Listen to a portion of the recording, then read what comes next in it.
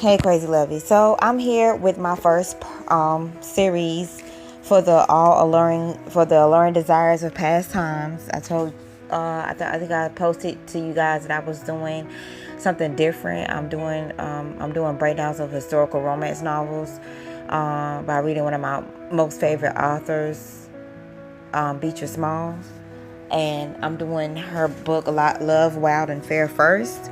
So this is part one of the breakdowns of talking about the book, the main characters, and the things that's going down in this book. So if you haven't read this book before and you don't want any spoilers and you're interested, I suggest that you get off this video and check out our book. You can get it on Kindle for free, but if you want the actual hard copy, I think it's really inexpensive. It doesn't cost that much. Okay, so let's get to it. Love, Wild, and Fair by Beatrice Small, part one. We're going to be talking about the main character, Katrina, and what's going on with her. She's at an age where she's supposed to be getting married now. She's been betrothed to Earl of Gurkert since she was like 3 years old. Now she's up of age now, and their parents are ready for her to get married. So let's get started.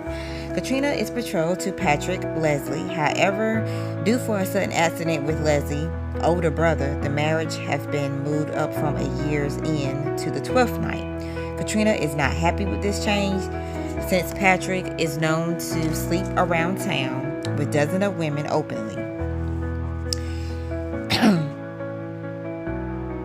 So she's now aware that her marriage is being moved up. It doesn't really give her much time to really adjust the marriage. She thought she had a year. So in this, she is very distressed about her parents moving it up all of a sudden. And she's also already got an issue with Patrick. She ain't seen him since she was 3. That's one thing. And 2, he is a womanizer, like a major womanizer. So Patrick is stepping onto the scene. He finally comes to greet and meet Katrina and her family. They are having a celebration of some sort. So this is the reason for his visit. And also, all of her cousins are there too, all her girl cousins.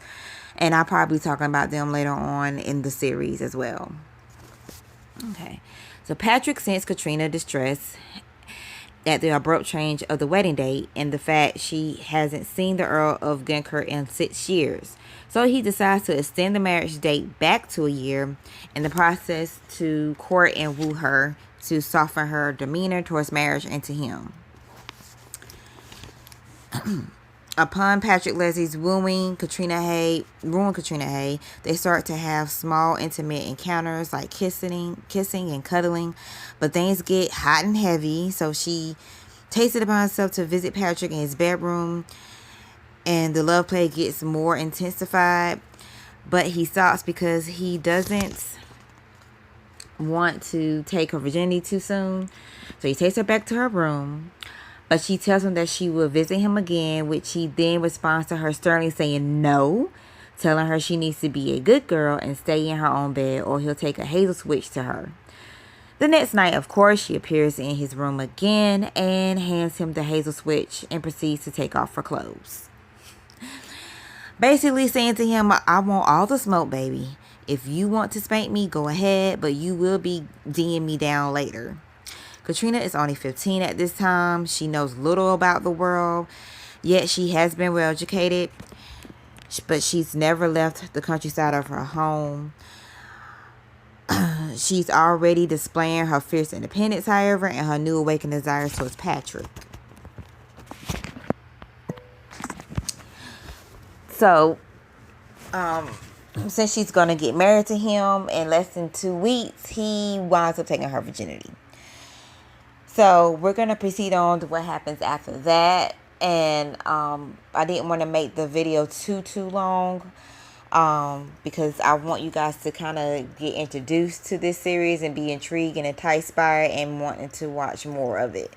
So my second part of this may be a little bit longer, but yes. So that's just the first couple of chapters of the book. Just to sum it all up, what has happened already. So it seems like things are moving pretty fast with Katrina and Patrick. Let me know what